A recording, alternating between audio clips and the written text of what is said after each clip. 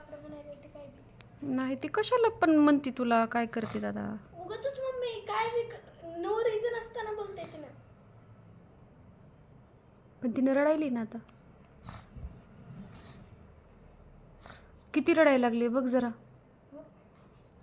अशी ये चल आपण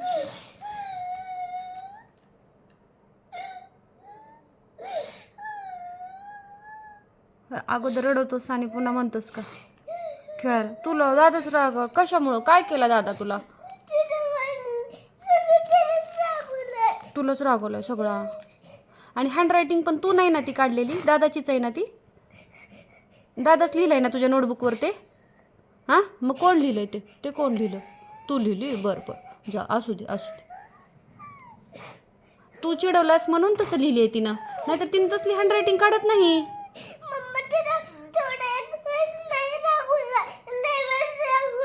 एक वेळेस नाही लय वेळेस रागवलास का रे दादा. मोठा आहेस म्हणून रागवतोस.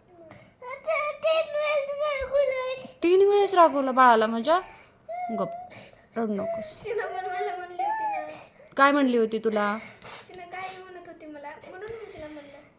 पण बाळा तिने छोटी आहे ना, तिला कळतंय का अजून बोलायचं. एवढं रडावं कशाला पण मम्मा. गप बाळा गप जाऊ दे. आपण दादाला ना आता दादाला आपण काय पनिशमेंट द्यायची.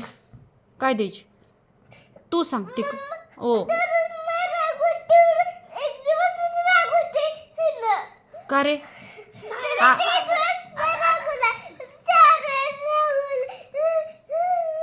खुशी आता तुला एक पण दिवस नाही रागवत म्हणतो.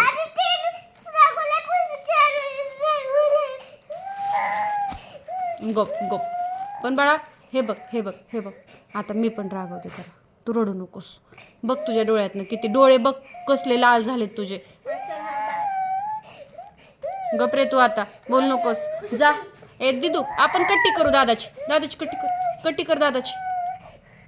पप्पा काय आणणार आहेत माहिती आहे का तुला. काय आणायलेत माहिती आहे का पप्पा. ड्रेस आणायलेत तिचा. हां कसला ड्रेस गचू. पंजाबी ड्रेस आहे की नाही. पटियाला ओढणीचा आहे की नाही. हां गप. दादा पप्पा काय म्हणले माहिती आहे का तुझी हँडरायटिंग बघून. काय म्हणले माहिती आहे का. तिला दादा चिडवलाय रागवलाय म्हणून तिने तसली हँडरायटिंग काढली. माझी चिव अशी हँडरायटिंग काढत नाही असं म्हणले पप्पा.